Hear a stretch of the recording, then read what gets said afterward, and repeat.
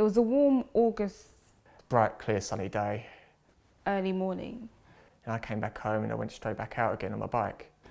I heard this loud, it wasn't even a bang, it was more like a boom, like The initial impact was enough. an explosion. And since then, everything went blank.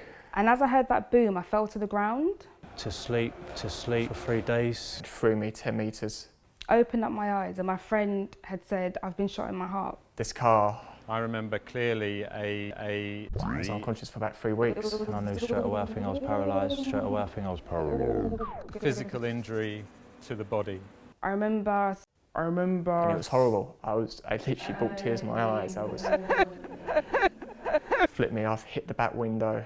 It was a double-barreled shotgun. My social life went completely downhill. It would not move. And then my body kind of turned into concrete, like it just, It's trying to understand what is happening. Pain is excruciating. Pain is excruciating. Broken forearm. I broke my back in several places. there's one under my scalp that sometimes gives me a headache. The amount of blood I lost, so I have a Broken femur. Burning feeling on my back, gash that's gone across the lower back there. punctured lung. Scarring all over the body. 3 fractured vertebrae on my neck. Bladder neck rupture. A deflated lung. 3 broken ribs. My liver, kidney, ureter, colon, pellets had just missed my heart. The pain is excruciating. So painful. And I remember saying to myself, Load of injuries.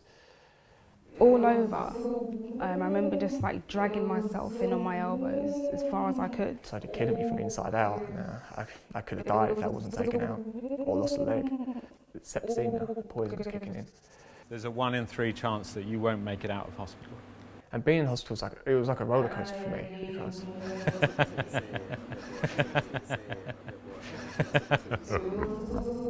You're scared, you're panicking, you're kind of going against yourself and you're fighting yourself. Yeah, I thought that was it. I thought that was my life now, just sitting in a wheelchair, not going out, not doing anything again.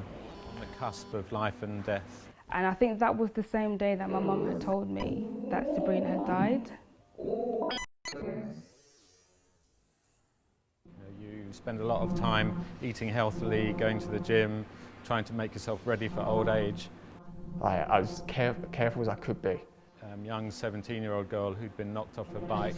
I told her she was going to be okay, and she died on the operating room table an hour and a half later just because she bled to death. I was a keen cyclist before and I've never got back on a bike since.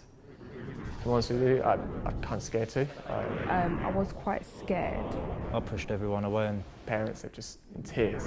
a lot of guys are the same, I think. They don't really talk. Imagine if it was your son, or your daughter, or your friend. I remember waking up, I think I was in intensive care.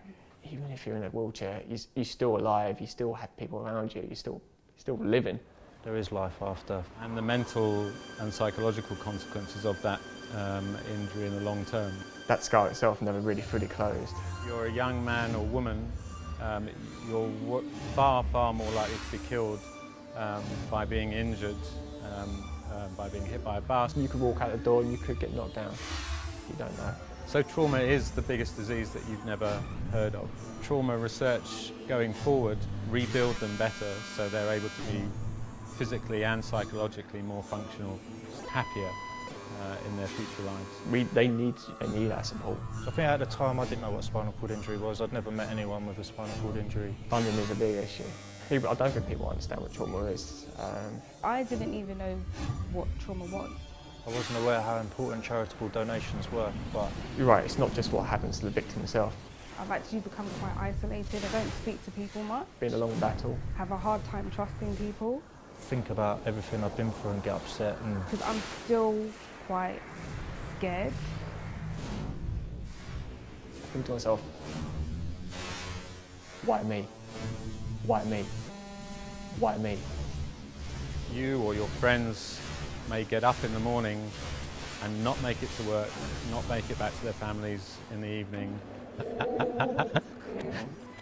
A friend, a relative who has been killed in an accident. Something random has happened to them. Everybody knows somebody. Live life to the max.